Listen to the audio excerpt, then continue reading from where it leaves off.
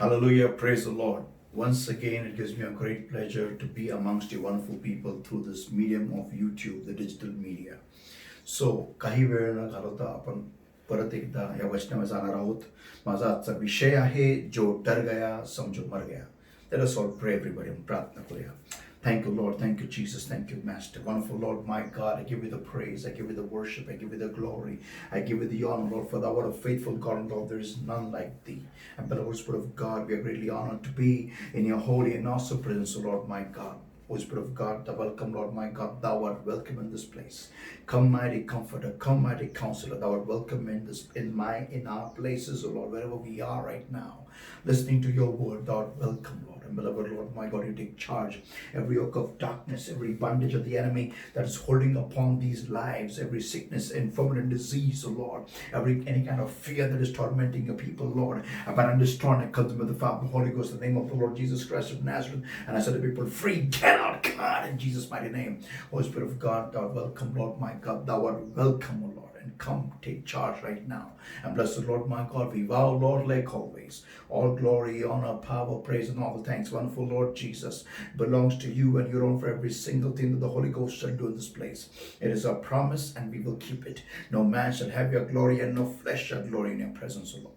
Thank you, Lord, my God, for this time that you given to us. And Holy Spirit of God, lead us is my prayer unto thee, O Lord. Thanks a million, Lord, my God. Thanks a million. In Jesus' name I pray and I ask. Amen. Amen. Hallelujah. Praise the Lord. Let us आपण पुन्हा एकदा आपल्या मुख्य वचनात जाणार आहोत, आणि ते म्हणजे फिलिप्पियस पत्र 4 अध्याय आणि वचन 6. Philippians chapter 4 and verse 6. Be careful for nothing, but in everything by prayer and supplication with thanksgiving, let your requests be made known unto God. Amen. वो आप मराठी में पढ़ सकते हैं. फिलिप्पियस पत्र 4 अध्याय वचन 6. आप हिंदी में पढ़ सकते हैं. फिलिप्पुस की पत्री इसका 4 अध्याय और वचन 6. I read once again. Be careful for nothing, but in everything by prayer and supplication with thanksgiving, let your requests be known unto God. Amen. Let us all pray, everybody. Thank you, Lord, my God, for giving all this time. Thank you, Lord, my God, for your grace and for your mercy and for your love that so endures over our lives. Beloved Holy Spirit of God, thou art welcome once again in our hearts, in our lives in a new way. Come, mighty Comforter, come, mighty Counselor, thou art welcome, Lord. And oh, beloved Lord, not I, but you speak, Lord, revealing truth and changing lives. Thank you, Lord, for changing your word from Logos into Rhema. Thank you, Lord, my God, that lives are being touched and changed and transformed by your word that is coming to us alive, Lord. Thanks a million, Lord. Speak to our hearts. Speak to our situations, Lord. Speak to our moments, oh Lord. Speak to our conditions, Lord, my God. Whatever we are going through, Lord, my God, speak to it, Lord, my God, by which, oh Lord, we shall be resurrected in faith in you, Lord, and we will grow more closer to you. In Jesus' name I pray and I ask. Amen. Amen. Amen. So we are in जो डर गया समझो मर गया, and we are in the subtopic there is a Goliath waiting for you. आपण एकमेकाला बोलू शकता, तुझ्यासाठी एक गल्ल्यात तुझी वाट बघत आहे, एक गल्ल्यात तुझी वाट बघत आहे. सांगा एकमेकाला. This is part 3A. हा आहे भाग 3A. Sorry, part 3B. Part 3B. Okay. So नाव आपण पाहत आहोत असे लोक ज्यांची प्रार्थना देवाला आवडली. कोणत्या प्रकारच्या प्रार्थना देवाला आवडत असतात आपण हे पाहत आहोत. आणि आपण मागच्या वेळेस पाहिलं की बार्तिमेय हा जरी आंधळा भिकारी होता तरी त्याची प्रार्थना प्रभू येशूने ऐकली. त्याला हे नाही म्हणाला की तू का घाबरला. आणि आपण आज पाहणार आहोत अशी एक व्यक्ती वचनामध्ये की ज्या व्यक्तीने फारच एकदम अनन्यसाधारण असं काम केलेलं आहे. She done a exceptionally awesome job, and she has defied the rules, she has broken all the law, and she has gone and achieved what she needed. Amen. Amen. So आपण हे पाहणार आहोत की ही व्यक्ती कोण आहे आणि असं काय तिच्यामध्ये विशेष देवाला आवडलं. मार्क कृष्णवर्तमानाचा 5वा अध्याय आणि वचन 21 ते 34 आपण पाहणार आहोत. मी पुन्हा सांगत आहे, मार्क कृष्णवर्तमानाचा 5वा अध्याय आणि वचन 21 ते 34. Mark 5 and verses 21 to 34. मरकुस की पत्री इसका 5वां अध्याय वचन 21 से 34. Okay, let us read that. And when Jesus was passed over again by ship on the other side, much people gathered unto him, and he was nigh unto the sea. And behold, there cometh one of the rulers of the synagogue, Jairus by name, and when he saw him, he fell at his feet, and besought him greatly, saying, My little daughter lieth at the point of death. I pray thee, come and lay thy hands on her, that she may be healed, and she shall live. And Jesus went with him, and much people followed him and thronged him. And a certain woman which had an issue of blood for 12 years, and had suffered many things of many physicians, and had spent all that she had, and was nothing bettered, but rather grew worse, the Bible says. When she had heard of Jesus, came in the press behind, and touched his garment. For she said, If I may touch but his clothes, I shall be made whole. And straightway the fountain of her blood was dried up, and she felt in her body that she was healed of that plague. And Jesus, immediately knowing in himself that virtue had gone out of him, turned him about in the press, and said, Who touched my clothes? And the disciples said unto him, Thou seest the multitude throngeth thee, and sayest thou, Who touched me? and he looked around and round about to see her that had done this thing. But the woman, fearing and trembling, knowing what was done in her, came and fell down before him, and told him all the truth. Amen. And he said unto her, Daughter, thy faith hath made thee whole. Go in peace, and be whole of thy plague. Amen. संतो, आपल्या सर्वांना ही घटना चांगल्या रीतीने ठाऊक आहे. अनेक वर्षापासून मी या घटनेवरती अनेकदा बोललेलो आहे. काय लोक म्हणतील की पास्टर ह्या विषयातून जास्तीच बोलतात. हो, कारण मला ह्या स्त्रीकडून अतिशय जास्ती उत्तेजन मिळालेलं आहे. मला आठवते ज्यावेळेस माझी मिनिस्ट्री नवीन सुरू झाली, म्हणजे त्यावेळेस मला मी पास्टरही नव्हतं, मी नुसतंच देवाने मला अभिषेकही केलं नव्हतं, आणि मी नुसतं देवात वाढत होतो. आणि माझ्यामध्ये एवढा एक आवेश, एक अग्नी माझ्यामध्ये असायचा की मी देवाचं वचन मी सांगेल आणि लोकांपर्यंत जाईल, आणि मला कुठूनही कोणी बोलवत नसायचं. त्यावेळेस मी अतिशय निराश झालो होतो, आणि मी माझा एक मेसेज होता, माझी मेंढरं माझी मने ऐकतात, तो मेसेज घेऊन मी कचरा डब्यात फेकणार होतो. ज्या मेसेजमुळे माझी मिनिस्ट्री अख्खी उभी राहिली, तो मेसेज घेऊन मी कचरा डब्यात फेकायला चाललो होतो. आणि त्यावेळेस मला चांगलं आठवतं की त्यावेळेस देवाच्या आत्म्याने मला हे उत्तेजन दिलं आणि सांगितलं की जर का ती रक्तस्रावली स्त्री एवढं ती जीवनामध्ये त्रास असून सुद्धा जर का ती येशूकडे जाऊन तिचं आरोग्य मिळू शकली, मग तू एवढं सगळं तुझ्या जीवनात सगळं काय चांगलं आहे, तुझ्या शरीरात सगळं चांगलं आहे, तू का हार मानत आहे? आणि या स्त्रीच्या या घटनेद्वारे मी उत्तेजन मिळून मी मिनिस्ट्रीला सोडलं नाही आणि अजूनपर्यंत मिनिस्ट्रीमध्ये आहे. म्हणून ह्या स्त्रीकडे जे उदाहरण आपण पाहतो हे अतिशय महत्वाचं आहे. चला, आपण आज ह्या घटनेतून आपल्या जीवनासाठी काय मिळत आहे, वचन पवित्र आत्मा आपल्याला काय देऊ इच्छितो हे आपण पाहणार आहोत. आपल्या सर्वांना एक घटना ठाऊक है, हम सब इस घटना को जानते हैं, पहचानते हैं कि किस तरीके से इस औरत ने उसकी चंगाई प्राप्त कर ली. तो मैं इसके गहराई में कुछ अलग ही विषयों पे जाने वाला हूं. सबसे पहली बात, पॉइंट नंबर 1 माझा असा आहे, ही स्त्री 12 वर्षापासून आजारी होती. बायबल आपण सांगतो, आपण नंतरही वाचू शकता. मला थोडा टाइम नाही आहे, कारण फक्त अर्धा तासाची रेकॉर्डिंग असते. लेवीचं पुस्तक लेवी याचा 15वा अध्याय आणि वचन 25 ते 30 आपण वाचू शकता. नंतर मी त्यातून बोलणार आहे. लेवी याचा 15वा अध्याय वचन 25 ते 30 ह्याच्यामध्ये लिहिलेलं आहे की ज्या व्यक्तीला रक्तस्राव आहे त्या व्यक्तीने कुठेही त्या व्यक्तीच्या खाटेलाही कोणी जर का स्पर्श केला, त्या व्यक्तीला जर कोणी स्पर्श केला किंवा त्या व्यक्तीच्या खाटेवर जरी कोणी बसलं तर तो व्यक्ती अशुद्ध होईल आणि त्या व्यक्तीला नंतर आंघोळ करायची आहे आणि संध्याकाळपर्यंत तो व्यक्ती अशुद्ध राहणार आहे. असं ह्या लेवीच्या पुस्तकात ह्या नियम आहे, देवाने लावलेला, मोशेला दिलेले हे नियम होते जे इस्रायल राष्ट्रासाठी होते. आता माझा विषय असा आहे की सगळ्यात पहिला भाग, ह्या चमत्काराला मी 4 भागांमध्ये डिवाइड केलेला आहे, 4 भागांमध्ये मी विभाजलेला आहे.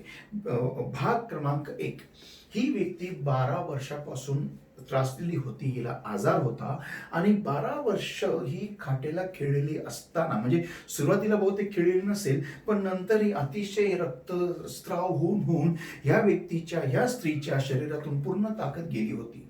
आणि अशा परिस्थितीत असताना हिला जेव्हा बातमी कळाली की येशूकडे गेल्यानंतर आपल्याला आरोग्य मिळतं, येशू ख्रिस्त आरोग्य देणार आहे, ज्यावेळेस ती, बायबल हेच सांगतं, आपण वाचणार आहोत वचन 26 मध्ये, वचन 27 मध्ये, when she had heard of Jesus came in the press behind.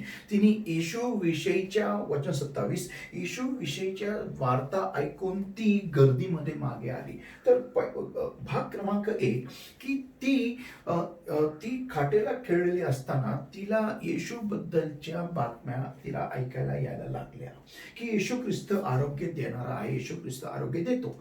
हा भाग 1 आहे. आता भाग 1 कुठे येतो? भाग 1 पहिल्या भागामध्ये असा आहे की तिने वार्ता ऐकली आणि तिने विश्वास संघटित केला. बघा, पुष्कळ जण ऐकतात येशूबद्दल, पण त्यांच्याकडे विश्वास येत नाही.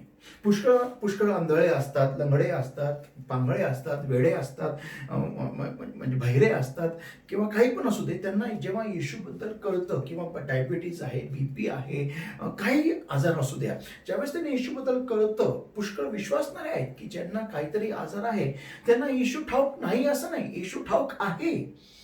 पण येशू ठाऊक असून येशू विषयीच्या वार्ता ऐकून की येशू आरोग्य देतो, ह्या सिस्टरला आरोग्य मिळालं, त्या ब्रदरला आरोग्य मिळालं, हे महान कार्य झालेलं आहे, तिथे चमत्कार झाला, माझ्या जीवनातल्या साक्ष ऐकून की मी आंधळा, मुका, बहिरा होतो, आमचे पास्टर अर्धांगवाई होते, त्यांना एवढा त्रास झाला होता, ते असेच सेवक त्यांना एवढा त्रास असून सुद्धा त्यांनी जेव्हा येशूवर विश्वास ठेवला, त्यांना मी जीवन चमत्कार आहे, मी 4 दिवसांनी मरणारा व्यक्ती आज तुझ्यासमोर जिवंत उभा आहे, ह्याच्यावर मोठा चमत्कार काय आपल्या समोर असता आहे. तो आंधळा, मुका, बहिरा, अर्धांगवाई, एक आजही माझ्या शरीरावरती कोणत्याच प्रकारचं प्रूफ पण नाहीये की मी आंधळा होतो, बहिरा होतो का काय होतो. म्हणजे अक्षरशः लोकांना कधी कधी खोटं वाटतं की पास्टर खोटं बोलत असतील, पण माझे एक्सरेज आहे ते तुम्हाला प्रूफ करून देऊ शकतं. माझ्या ब्रेनमध्ये एक गाठ झाली होती मागच्या साईडला, आणि त्यामुळे मला हे झालेलं होतं, आणि ऑपरेशन काही न करता मला पूर्ण आरोग्य देवा प्रभू येशू ख्रिस्ताने दिलेलं आहे. आमेन, आमेन, आमेन. तर एवढे गोष्टी आपण ऐकतो लोकांबद्दल. या स्त्रीनी पण ऐकलं, आपल्या आजारी अशा बिछाण्यावरती पडलेली असताना या स्त्रीनी पण ऐकलं. पण बायबल हे सांगतं की त्या स्त्रीने ऐकून विश्वास संघटित केला. आपण ऐकून, काही लोक विश्वास संघटित करतात, काही लोक नाही करत. हा भाग 1. आता भाग 2. मग तिने विचार केला की मी येशूला घेऊन नाही येणार. बघा, या अध्यायामध्ये चालू असताना एक फार मोठा विरोधाभास या अध्यायामध्ये आहे. नीट विचार करा. याईर हा सभास्थानाचा अधिकारी, हा येशूला घेऊन जायला आला. बघा, वचन 23.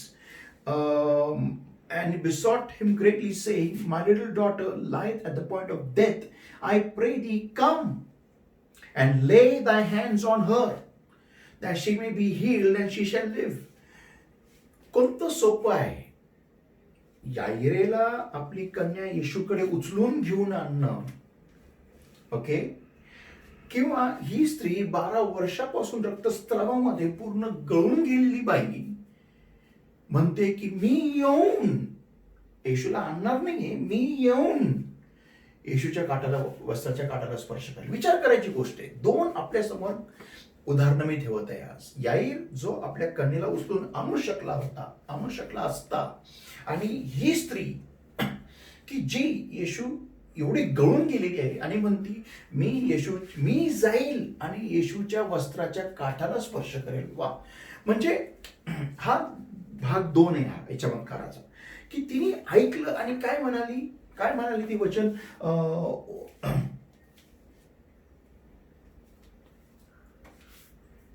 वचन 28 मध्ये, for she said, if I may touch but his clothes I shall be made whole, I shall be whole. म्हणजे ती हे म्हणत नाही की मी येशूला माझ्याकडे घेऊन या, तिच्या वस्त्राचा काठ मी स्पर्श करेल, या वस्त्राला स्पर्श करेल. नाही, ती हा विचार करते की मी जाईल. हा भाग 2.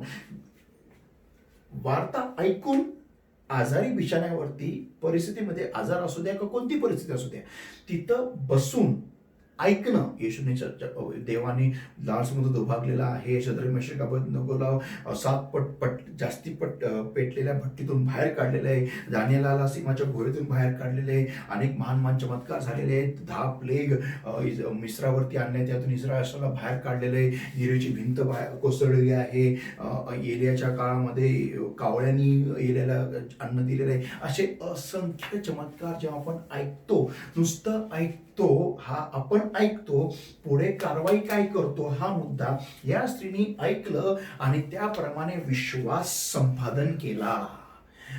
भाग 1. भाग 2, मग तिने हा विचार केला की मी जाईल. तुम्ही तुमच्या परिस्थितीला चॅलेंज देण्यासाठी तयार आहात का? आज काय म्हणते मी, तुम्ही तुमच्या परिस्थितीला, तुमच्या अवस्थेला आज आव्हान करण्यासाठी तयार आहात का? हा मुद्दा महत्वाचा आहे. या स्त्रीने, तिला चालता येत नाही, काही करता येत नाही, उभा राहता येत नाही, 12 वर्ष सतत रक्तस्राव आहे. स्त्रियांना हे चांगलं ठाऊक आहे, जेव्हा त्यांना रक्तस्राव सुरू होतं फक्त निव्वळ 4 दिवस का 5 दिवस का 7 दिवस त्यांची अवस्था काय असते तुम्हाला चांगलं ठाऊक आहे. मला याच्यावरती खोल जाण्याची काही गरज नाहीये. ही स्त्री रक्तस्राव 12 वर्ष नॉन स्टॉप होत असताना या स्त्रीने हा विचार केला की मी बाहेर निघेल. बाई तुला हा विचार येतो तरी कसा काय? तुझ्या डोक्यात हा विचार येतो तरी कसा की मी बाहेर जाईल? कमॉन, हे अशक्य आहे. असे विचार आजारी माणसांनी करू नये. आम्ही तर नीट सुदृढ शरीरात असताना सुद्धा नुसता आम्हाला कळाले की इकडे तिकडे कुठे कोरोना आले, लोक काही मरत आहे, तर आमची सगळी पुंगी जाम झालेली आहे. आणि आमच्या घरामध्ये नुसतं एक नोटीस येते बँकेची की उद्या तुम्हाला हप्ता नाही भरला तर तुम्हाला असं कोर्टाची नोटीस येईल, असं काहीतरी येईल. तर आम्ही एवढं घाबरून जातो. नुसतं एक मेसेज जरी आला तर आम्ही एवढं घाबरतो. तर बाई, तुला एवढी हिंमत आली कुठून असे वाकडे तिकडे विचार करायची की मी स्वतः जाईल? अरे अगं, यायरेकडे बघ. त्यांनी तो गेला, त्यांनी मुलीला तिथंच ठेवलं, तो स्वतः गेला आणि येशूला घरी घेऊन आणलं त्यांनी. तू का नाही असा विचार केला? कसं असतं माहितीये का की विश्वास ठेवणं, कशा पद्धतीने ठेवणं हा तुमचा वैयक्तिक प्रश्न आहे. त्याला मी पण तुम्हाला सांगू शकत नाही आणि देवही सांगू शकत नाही.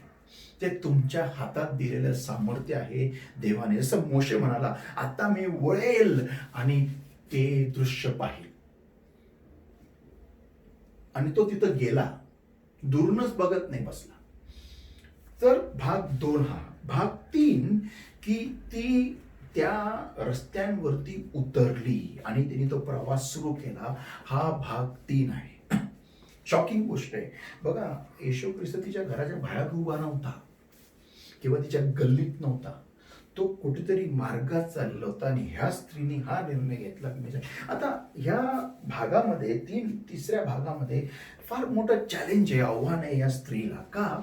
कारण तिला रक्तस्राव असताना तिला एका खोलीत बंद होणं गरजेचं होतं. तिला बाहेर निघणं म्हणजे नॉट पॉसिबल, अलाउडच नाहीये. नियमानुसार तिला बाहेर निघणं शक्य नाही. जसं आपण आज क्वारंटाईन आहोत सगळेजण आज आपण, तसंच तिला पण ज्या बाईला रक्तस्राव असेल तर त्या बाईला क्वारंटाईन करायचे. आजही अनेक भारतीय संस्कृतींमध्ये, अनेक समाजांमध्ये आज ज्या स्त्रीला रक्तस्राव होतो घरचे लोक तिला क्वारंटाईन करतात एका रूम मध्ये. तिच्याकडे तिला कोणत्या भांड्याला हात लावू देत नाही, तिला स्वयंपाक करू देत नाही, तिला स्वयंपाक खोलीत प्रवेश करू देत नाही, तिला काही करू देत नाही. तिला तिथंच रूम मध्ये क्वारंटाईन करतात. हे तुम्हालाही माहिती आहे. आमेन. तर ह्या स्त्रीला बाहेर निघणं नियमानुसार योग्य नव्हतं. पण ह्या स्त्रीने एवढी मोठी हिंमत धरली कशी काय? लोकांनी तिला त्याच वेळेस मारून टाकलं असतं किंवा काही केलं असतं. ते इस्रायल राष्ट्र दगडफेक करण्यात एक्सपर्ट आहेत. दगडफेक करून लोकांना मारण्यामध्ये एक्सपर्ट आहे ते राष्ट्र. त्यांची ट्रेनिंगच राष्ट्र बनताना ही झालेली आहे की दगडफेक करून लोकांना मारून टाका. तर ह्या स्त्रीनी अशी तिसऱ्या भागामध्ये एवढी मोठी हिंमत केली कशी काय? बघा संतोष, ज्यावेळेस एखाद्याला विश्वास येतो त्यावेळेस तो व्यक्ती डोक्याने विचार नाही करत. बघा, विश्वास हा डोक्यात जन्मास येत नाही. हा लिहून घ्या मुद्दा. विश्वास हा डोक्यात जन्मास येत नाही, तर हृदयात अंतःकरणात जन्मास येतो. आणि विश्वास हा समजून येत नाही. म्हणजे विश्वासाला तुम्ही समजू नाही शकत. जर का एखादा व्यक्ती म्हणाला की मी शहराला 7 वेळेस मी चक्रा मारून भिंत खाली पाडेल, तुम्ही म्हणाल अरे तो वेडा आहे, त्याला बॉम्ब लागतो, त्याला मिसाईल लागती, तू काय करायला निघालाय, हे चक्रा मारून कधी पडलं होतं का? जर का एखादा म्हणतो की मी गाढवाचा जबडा घेऊन 300 लोकांना मारेल, तुम्ही म्हणा अरे तू वेडा आहे, तुला मशीन गन लागेल, तुला गाढवाच्या जबड्याने तू काय 300 लोक मारणार आहे? तू जगात एखादा म्हणतो की मी काठी उगारेल आणि तांबडा समुद्र दुभागेल, म्हणा अरे कोणत्याही मशिनरीनी होऊ शकत नाही, शक्य नाही. आणि जरी करायला गेलं तरी तुला कितीतरी वर्ष लागतील, एका काठीने होत नाही. विश्वास हा डोक्याने समजून येत नाही. ज्यावेळेस तुम्ही तुमच्या विश्वासावर विचार करायला सुरुवात करता, म्हणजे तुम्ही तुमच्या विश्वासाला तोडायला सुरुवात करता. आणि विश्वास हे जणू काय समजून घ्या एक बीज आहे. तुम्हाला जर का उत्तर हवं असेल, तुम्हाला विश्वासाचं बीजारोपण करणं गरजेचं आहे. हे लक्षात ठेवा. You need to plant the seed of faith. Imagine faith as a seed. It's a seed. Imagine that. And you need to plant the seed of faith. तर तो जगात if you take that seed, जगात तुम्ही तो विश्वास घेतला, त्याला analysis करायला लागले, कसं काय, असं नाही तसं नाही, असं तसं, बाहेर गेलं तर काय होईल, लोक मारतील, लोकांना दिसू नये, लोकांना दिसू नको देऊ, एकटं जा, खालून जा, इकडून जा, कडेकडेने जा, फरफडत जा, काहीतरी कर, मग असं नको जाऊ, तसं नको जाऊ, अरे तू वेळी झाली का, कसं काय. तुम्ही जर का असे करायला लागलं तर तुम्हाला तुमचा विश्वास मेला. बियाणाला कोणी कापून पेरत नाही. बियाणं कधी पण अख्खं लागतं. जेव्हा तुम्ही विश्वासावरती विचार विनिमय सुरू करता, योर फेथ इज डेड. तुमचा विश्वास मेला. आपका विश्वास जो है वो मर गया. क्यों? क्योंकि आप आपके विश्वास के ऊपर सोच नहीं सकते कि कैसे करूंगा, क्या करूंगा, ऐसा होगा तो वैसा होगा, वैसा होगा तो कैसा होगा, नहीं ऐसा नहीं, वैसा. It's over, it's dead. जब आपके अंदर से विश्वास आना चाहिए. विश्वास आपको लाना नहीं है, आपके अंदर से आना चाहिए. वो परमेश्वर आपको देता है और आपको उसको लेके उसके ऊपर और कृती करना है. तर ह्या स्त्रीने काय केलं की जेव्हा तिसऱ्या भागामध्ये तिच्या घरापर्यंत ठीक होतं, पण तिच्या दारापासून तर येशूपर्यंत तिला एक प्रवास करावा लागला. आणि तो प्रवास काय नॉर्मल प्रवास नव्हता. तो प्रवास अतिशय चॅलेंजिंग प्रवास होता. कारण त्या प्रवासामध्ये तिच्या जीवनाप्रत धोका तिच्यावरती होता. हो, आज तुमचा विश्वास, तुम्ही जेव्हा प्रार्थनेत बसता, कदाचित तुमच्या विश्वासामुळे तुमच्या जीवालाही धोका असेल, पण त्याच्यामध्येच तर ती खरा चमत्कार आहे, त्यामध्येच तर खरी मजा आहे की ज्यावेळेस तुम्ही विश्वास ठेवलेला आहे आणि त्या विश्वासाच्या अनुषंगाने तुम्ही जेव्हा कार्य सुरू करता, त्याच वेळेस तुम्हाला देवाला पण उत्तर तुम्हाला द्यायला आवडतं. आमेन. सो मग ही स्त्री फरफडत त्या तापलेल्या अशा उन्हामध्ये, त्या अशा धुळीनी माकलेल्या किंवा गरम वाळूनी माकलेल्या रस्त्यांवरतून ती स्वतःला फरफडत ती येशू जवळ घेऊन आली. आता माझा एक प्रश्न आहे, ती इथं मेली पण असती, पण तिने स्वतःच्या जीवाची पर्वा का नाही केली? कारण का तर घरामध्ये तडफडत मरण्यापेक्षा माझ्या विश्वासाला हासिल करत मरताना जास्ती समाधान आहे. आमेन. आणि हाच मुद्दा अतिशय महत्वाचा आहे की जेव्हा ती तिथं आली आणि चौथा पॉइंट, चौथा भाग, आता तिला जे आपण पाहतो लेवीच्या पुस्तकात 15व्या अध्यायामध्ये आपण तुम्ही वाचू शकता की जे तिला करायचं नव्हतं ते तिला तिथं करावं लागलं, आणि ते म्हणजे ती अनेक लोकांना अशुद्ध करत करत करत करत गेली. आता नीट लक्षात ठेवा मी काय म्हणालो, ती अनेक लोकांना अशुद्ध करत करत गेली. मोशेच्या नियमानुसार तिने लोकांमध्ये यायचं तर नाहीच आहे, कोणालाही स्पर्शही, कोणी तिला स्पर्श करू नये, तिच्या चादरीला पण कोणी स्पर्श करू नये, आणि तिने तर लोकांना ती स्पर्श करत करत अशुद्ध करत करत करत करत ती येशूच्या वस्त्रांच्या काठाजवळ गेली. आता मी एक पॉइंट म्हटलं होतो की तिला कसं कळालं की हाच येशूचा काठ आहे, कारण सगळ्यांचे वस्त्र त्यावेळेस सगळ्यांचे सेम होते. आजही आपण सगळ्या सेम पॅन्टी शर्ट कुर्ता वगैरे काय असेल ते घालतो. तिला कसं कळालं? कारण का तर तिचं लक्ष येशूच्या काठांकडे तिच्या घरापासून होतं. तिच्या आजारी बिछाण्यावर पडलेली असून पण तिथून होतं, आणि तिच्या डोक्यात, तिच्या नजरेत येशूचे वस्त्र फिट झाले होते. तर ज्यावेळेस तुम्ही विश्वास तुमच्या आजारी बिछाण्यापासून ठेवता आणि तुमच्या उत्तरापर्यंत तुम्ही येता, तो विश्वास डगमगू देऊ नका. Don't shake up in your faith from your journey, from your sick bed or your problematic situation till your answer. Don't shake up in your bed. तुमच्या विश्वासात डगमगू नका. लक्षात ठेवा. आणि ती जेव्हा तिथं आली तर बायबल हे सांगतं की तिने प्रभू येशू ख्रिस्ताच्या वस्त्राच्या काठाला स्पर्श केला आणि त्वरितच तिला आरोग्य मिळालं. हालेलुया. तर माझा एक पॉइंट असा आहे की ज्यावेळेस ती आली तिथं, ती गर्दी शिरली, तिने अनेक लोकांना अशुद्ध करत आली, अनेक लोकांना, आणि तिला ते करायची परवानगी नव्हती, पण तिने तो नियम तोडला. आता येशू तिला ओरडला. बघा बायबल हेच सांगतं, अँड वचन 33, वचन 33, and the woman fearing and trembling knowing what was done in her came and fail down before him and told him all the truth. ती का घाबरली? कारण तिने नियम तोडला होता. तिने नियम तोडला होता. आता माझा मुद्दा असा आहे की ती जेव्हा सगळ्यांना अशुद्ध करत आली आणि जेव्हा ती सापडली गेली, ओके, तिने सगळं सत्य प्रभूला सांगितलं, ओके डन, ऍक्सेप्टेड आहे, पण प्रभू तिला ओरडला नाही. हे येशूला, देवाला असे लोक आवडतात की ते लोक जेव्हा प्रार्थनेला बसतात ते कोणताही विचार नाही करत, त्यांना उत्तर हवंय, त्यांचा भास. आज तुम्ही अशा प्रकारे प्रार्थना करणारे व्यक्ती आहात का? तुम्ही अशा मानसिकतेचे, अशा मेंटॅलिटीचे लोक आहात का की जे लोक प्रार्थनेला जेव्हा बसतात त्यांना फक्त त्यांचं उत्तर हवं आहे, दॅट्स ऑल, आणि ते विश्वासाने वेळ झालेले लोक आहेत.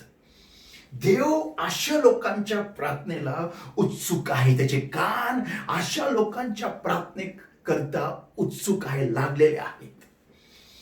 नुसतं तोंडाने विश्वासाच्या गोष्टी करणारे नाही, तर कृतीने. विश्वास कृती विना निर्जीव आहे.